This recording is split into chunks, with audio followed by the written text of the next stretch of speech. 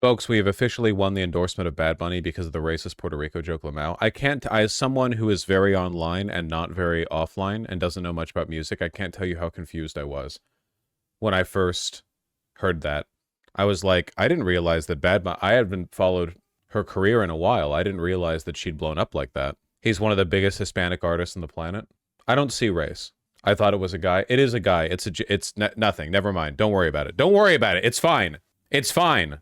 Yesterday's Donald Trump rally in New York has stirred furious backlash. There's literally a floating island of garbage in the middle of the ocean right now. Yeah. I think it's called Puerto Rico. Okay. Banger joke. I could get away with this. No, I couldn't. It's actually a horrible thing to say. I don't know if you guys remember. Do you remember Donald Trump actually blocked aid to Puerto Rico after, I forget which hurricane. I forget the name. But, like, he despises Maria. It was Maria, yeah. He despises Puerto Rico because I'm really sorry to any Puerto Ricans who are watching. The average American does think of you as like a sweaty foreign country. They don't even know you're American. It's pretty fucked up. The fact that you're not a state still is. A lot of people argue this, like independence or statehood. I'm just going to weigh in because a lot of people do the cowardly thing and they say whatever the people want. I agree whatever the people want, but I do have an opinion. They should be a state. Let's be real here, okay? Are you kidding me? You really think Puerto Rico would fare better on its own than as a U.S. state with all the powers invested in being a U.S. state? Just, like, realistically. It's the same way I feel about Hawaii, where, like, when you hear about people saying Hawaii needs to be independent, it's always from white people who are, like, really into the cause. But then you ask, like, actual Hawaiian activists, and they're like, well, no, actually, we just want revisions to, like, land use rights, and we want the Navy to stop dumping fuel everywhere, and so on and so forth, you know? That's just my opinion. Again, I think that whatever the people of Puerto Rico want, and what the people of Puerto Rico want right now is Donald Trump's head on a pike for being associated with this. It's pretty bad. Comedian Tony Hinchcliffe was I guess a warm-up act, you could say, at the Trump rally in Madison Square Garden. But those comments sparked criticism from them, obviously from the Puerto Rican community, Democrats, and some Latino Republicans. Other big name supporters, well, you can. This guy was on a banger spree. He made the I mean, if you saw the stream yesterday, you know. But this is the same guy who made the black guy carving watermelon joke. All right. Heck yeah. It's a cool black guy with a thing on his head. What the hell is that? A lampshade? Look at this guy. Oh my goodness. Wow. I'm just kidding. That's one of my buddies. He had a Halloween party last night. We had fun. We carved watermelons together. It was awesome. Believe it or not, people, I welcome migrants Classic stuff. to the United States of America with open arms. And by open arms, I mean like this.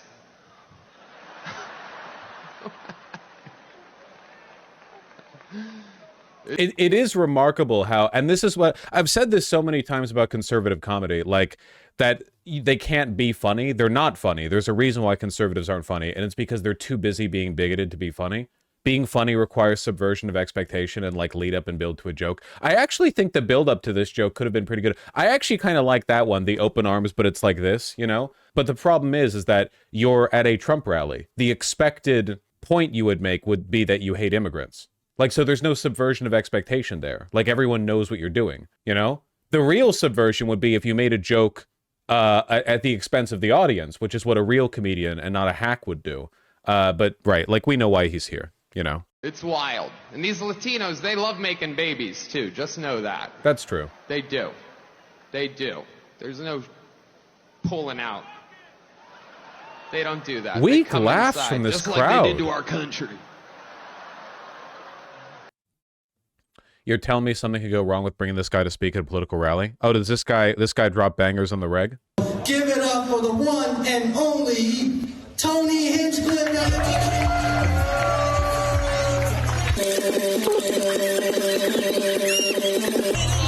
Hello, good evening, welcome, hello. How about one more time for the filthy little fucking chink that was just up here? All you fucking It really makes you wonder what the priorities of this presidential administration are when this guy was invited to an official rally in Madison Square Garden. all you fucking race traitors are hooping and hollering. I'm back there watching you puking in a fucking bucket. Oh, we making a gunpowder. Oh, you want extra soy sauce. Again, like, it really makes you contemplate. Trump Jr. called this guy for sure. Oh, this guy's like probably Trump Jr.'s favorite comedian. Yeah, he was dropped for this one. I don't know the guy's history. I don't know the guy's lore. To be honest, I don't really care. I guess my main concern is that, like, yeah, we've been seeing this building to, like, a crescendo for a while, where you have Nazis who are too cowardly to just say that they're Nazis, so they hide it behind a veneer of comedy, but the comedy is just saying the things that Nazis say, but in funny voices. Sam Hyde is kind of like the main guy that I think of, where, like, he built an entire career off of wink, smile, nudge, I'm not a Nazi, let me just be a Nazi, but like for a joke. And then the one time he's sincere posts on Twitter, he comes across as soy as any other poster, because the main thing they have is plausible deniability. It's not very plausible, but like they like, you know, maintaining the artifice that they have. Bro has slave jokes too. He could never be me. He could never drop the comedic gold that I've dropped. Kamala and Tim reacted to this? What are they? Hold on. Do we have... Okay, hold on. First of all, can we acknowledge that this is literally stealing my culture? What is this? Are we kidding with this right now? They're on Twitch doing this? These are terrifying. It is absolutely wild times. It really Okay. is. And, you know, there's a lot going on. Like, I don't know if you guys know this, but there's literally a floating island of garbage in the middle of the ocean right now. Yeah. I think it's called Puerto Rico. Okay, all right, okay, we're getting there. No. Who is that, Jackwad? Who is that? You can tell it's a really good comedic bit when nobody laughs and you're still doing the like, all right, okay. You know what I mean? Like when you clearly expect it to be an uproar. I mean, for the people at Madison Square Garden watching the Trump Fourth Reich rally, I've maintained this. I really have. I really don't think the average Republican thinks of themselves as racist. I really don't. I think they're racist. I don't think that they think of themselves as racist. I think that they think they're just fed up with DEI or whatever. They're very susceptible to propaganda. A lot of the Republican, like, leadership, their politicians, their pundits, are consciously racist. Like, they know they're racist and they're fine with it. That comedian knows that he's racist. So I think what we're seeing here is a consequence of that disconnect that I keep talking about, where every once in a while, the people in charge of the Republican Party forget that they have to keep the plausible deniability up. Does that make sense? Like, the people who are making the decisions about which comedians to book or what events to host or whatever, they forget that there is a language they have to adhere to with most Republican voters. I don't know, man. His joke's bombed. That guy. I actually think that's Tony Hinchcliffe, which is super disappointing. I mean, I don't, he's a comedian. I don't Yeah, but follow look, this Trump- like This crew issue very with Puerto closely, Rico, but- again, I saw it. This was when he went down after Helene, the horrific hurricane, people there, everybody coming together. We sent helicopters down from Minnesota and personnel. You know how you do this during this? And in the first hours, Trump complaining about the response. Does anybody remember how he responded to Maria in Puerto Rico? It was absolutely horrific. Down there insulting people. Paper towels out. Look, I know that the folks who are on here today understand this. People in Puerto Rico are citizens. They pay taxes and they serve in the military at almost a higher rate than anybody else. Yeah. I mean, it's like super upsetting. Obviously, it's super upsetting to me. My family is from Puerto Rico. I'm Puerto Rican. And like the thing that is so messed up that I wish more people understood is that the things that they do. There are a lot of Puerto Ricans in the battleground states too. Like, people are actually freaking out over this, that it could potentially have like a significant impact on the election. It would be very funny if Trump lost and you could credibly blame that one comedian for his loss. You know, that would genuinely be incredibly fun. I don't necessarily think it's going to happen, but it would be very funny if you could credibly blame Trump's loss on this one dipshit. You know, like in a marginal sense. I feel like Puerto Rico really is, the fact that it's not a state already is genuinely insane. That in DC, but I think Puerto Rico deserves it more than DC does, because at least if you're in DC, you can like walk 5 miles in any direction and be in a state. Puerto Rico is literally an island. You know, it's in a slightly different situation in terms of like the ability to, I'm not saying it's just what we do to DC. I'm just saying, you know, it's not good. It's not good. Puerto Rico is like the starter island that you get dropped on in an MMO before they let you loose in the open world. There are so many Puerto Ricans in America who are like, yeah, you know, I came here to seek out a better life. I've got like 6 siblings back home, and all of us are better than you. And they are. It's true. It's kind of like how I feel about Mexican immigrants in Los Angeles, where like I'm walking around LA and there are 2 castes of people, and one of them are domestic Americans who were born here, and they're soft and weak and annoying, and they drive like shit, and they're always on their damn cell phone. And then there are like a bunch of Mexican guys who are all 5'2", harder workers than I'll ever be, and genuinely phenomenal people. You're at a bus stop with them for 5 minutes, you walk away with new friends. It's crazy. They're just better than us. I'm telling you, this is my fascist opinion. It's that modern life is making us soft, and the hardship that they come from makes them better than us, at least in some respects, you know? In Puerto Rico are a testing ground for the policies and the horrors that they wish to and that they do unveil in working class communities across the United States.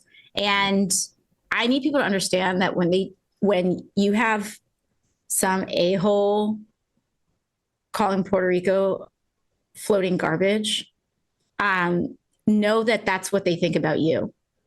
That's just what they think about you. It's what they think about anyone who makes less money than them. One thing that I've noticed that's interesting about they're not immigrants because Puerto Ricans are Americans, but you know what I mean, which is that there are a lot of right-wing Latin people who are really entrenched in white supremacy, and they talk down the countries they came from, you know? Like there are Venezuelans, Cubans, Colombians, such and such in America who are quite white. They're almost always the white ones. And they're like, yeah, the shithole I came from, you know? Yeah, it got ruined by brown people. There's always some version of that. I have never seen that with a Puerto Rican once in my entire life. I know it happens. I'm not saying it's impossible, but most of the Puerto Ricans, well, all the Puerto Ricans that I've ever personally known have had a deep and abiding pride in Puerto Rico. It's not like the white Puerto Ricans are coming over and they're like, oh yeah, the brown ones that stayed behind, 'cause that's why it sucks. I just haven't noticed that. I don't know if there's like a different cultural bent to it or whatever, but it's yeah, Puerto Ricans are proud, and I mean that's good, because I think that pride isn't a sin, and I think that's weak cuckold bitch boy Christian slave ideology bullshit. I think that it's actually cool to be cool. It's what they think about the people who serve them food in a restaurant. It's what they think about the people who fold their love hanging their flag, yeah, because they have a sick flag, clothes in a store. Like, you're dude, right. Are you serious? Like, are you serious? Yeah, the privilege of being on this campaign is traveling across the entire country. There are hundreds of thousands of Puerto Ricans across in battleground states that need to send them a message on this. I want them to like gotta vote. Roll that. I want everyone in Philadelphia to see that clip. If you live in Philly, why don't you go and see that Reading, clip? Yes. If you live in Reading, Pennsylvania, which I was there. I was in Reading last week. I could be wrong. My understanding is that Kamala HQ immediately took this up as an ad following like the Bad Bunny endorsement. Like they have immediately run away with this as like a campaign point. If you guys know this, but there's literally a floating island of garbage in the middle of the ocean right now. Yeah. I think it's called Puerto Rico. Puerto Rico is home to some of the most talented, innovative, and ambitious people in our nation. And yeah, all right, don't glaze them too much, okay? They're proud enough as it is. Bad Bunny shows support for Harris after comedian makes offensive comment about Puerto Rico at Trump rally. I have never seen this guy before in my entire life, but he seems cool. An endorsement from Bad Bunny has been at the top of the Harris campaign's wish list of celebrity endorsements for months, according to a source familiar with the campaign's Hollywood outreach. Man, thank you, Trump administration. The campaign understands the large reach that Bad Bunny has within the Latino community and believes his support could help sway young male Latino voters, a demographic that has gravitated towards Trump. I mean, that's pretty sick. Bad Bunny is one of the most popular musicians in the world. I'm sorry. The only time I hear about music, the only musician I hear about right now is Chappelle Roan, and that's because I know so many lesbians. That's like, it's the only music knowledge that I get is adjacent to the fact that I'm a homo. That's it. I'm sorry. I didn't ask to be born. If you're in Reading, Great if you're in Philly, look at that trash. Like, what is trash is people actually just thinking of other human beings that way. Oh, you're right. The joke was so bad that Republicans were doing damage control for it. Here's Rick Scott acknowledging that the joke bombed. The joke bombed for a reason. It's not funny. It's not true. Puerto Ricans are amazing people and amazing Americans. I've been to the island many times. A beautiful place. This is desperation right here. Republicans, Rick Scott has no ideological problem with calling Puerto Rico a trash island or whatever. Donald Trump calls everyone trash. He's called America a garbage bin. He's up for re-election right now, by the way. Yeah, even in Florida, which is, again, not a purple state anymore, despite what Benjamin Gilbert-Liff might tell you. Even in Florida, they feel the need to performatively, like, distance themselves from this comment, which is wild. Actually, for real. And the thing that gets me is that these people their entire lives rely on working class people. If you have someone that's not there to harvest the crops that show up in your grocery store, it sounds like communism. In your Erewhon or your Whole Foods or wherever it is that you go to eat, if you think lesser of working class Americans, of Caring people for who our children. I'll probably watch the full VOD of them sometime in the future. That wasn't the only thing. Tucker Carlson, this was to me like the second worst bit, I think. 10 days from now, to look in the eye to America with a straight face, it's going to be pretty hard to look at us and say, you know what? Kamala Harris, she got 85 million votes because she's just so impressive. As the first Samoan, Malaysian, low IQ, former California prosecutor ever to be elected president. That's pretty crazy, man. That's pretty damn crazy. Just lost the Samoan vote? Yeah. Low IQ is just code word for the N-word. I do think it's very telling that, like, even after a debate in which Trump unambiguously won versus Joe Biden, IQ was never really an insult with Joe. The moment Kamala Harris became the opponent, it's like a constant IQ intelligence references. I mean, it's not like, again, it's not subtle. Have you thought about all the 100-year-old German votes they'll get for this, though? True, that classic, like, Argentinian expat demographic. Remember that? Do you want the white president or the black president? Again, I know that there's been a lot of hubbub following the Madison Square Garden rally, but the fact that that wasn't playing in, like, every news station for weeks afterwards, genuinely insane. What we're doing right now is enjoying what seems like, and I don't want to dampen the mood. What we're experiencing right now is a very brief glimpse, and it will be brief, of what it feels like for there to be a reasonable and proportionate response to the kinds of stuff that Trump's campaign is associated with. Where for like a moment it feels like we're getting a breath, where our head is breaking the surface of the water, and we're getting like a taste of what it would be like every single day of this campaign if the world was not insane. If our media wasn't completely permanently captured by, corporate interests that are okay with fascism because it means protecting their bottom line. In a sane world, this would be every day. In this world, we get this for a few days, but it's still nice when we get it. It's better than nothing, I suppose. Why do they keep bringing up our IQ when she's clearly the smartest person in the room? The greatest IQ test in the world is if you talk about IQ, because the smarter you are, the more likely you are to understand that IQ doesn't mean what you think it means. If you think it's an indicator of general intelligence, then congrats, you failed the IQ test. It's provably not. It's like what was it Stephen Hawking, where he said makes you a loser to talk about your IQ, basically. Like there's like a curve on this, right? Where like it's like people with 101 IQ who are like, actually IQ is determined of the future. People with high IQs are the bastions of progress, and people with low IQ should be left in the dust. That's just society. That's just Darwinism. And then it's people with, presumably, I imagine, and regardless of the level of IQ, some level of education, though there is a correlation, who are like, well, actually, did you know that you can train for IQ tests? You can study for them? Everyone watching this is smarter than me, save point. I'm the live streamer. You call Elon low IQ, and I maintain it. I genuinely think that he has subnormal intelligence. I think that if you leveled everything out and just no money, no prestige, you just like basic aptitude, I think that he is genuinely like, I don't mean like, because like he is in terms of his like cognitive abilities, I think lower than basically anyone else we deal with in the broader right-wing grift sphere, like massively so. He doesn't, unlike everyone else, he doesn't seem to be aware of like the playbook for how they lie. They all lie. They know they're lying. They say stupid stuff, but they do it because their audience has been trained to accept stupid stuff. Elon is genuinely stupid. I stand by that. If he wasn't obviously ripped off his tits, he'd be a vegetable. Glass houses.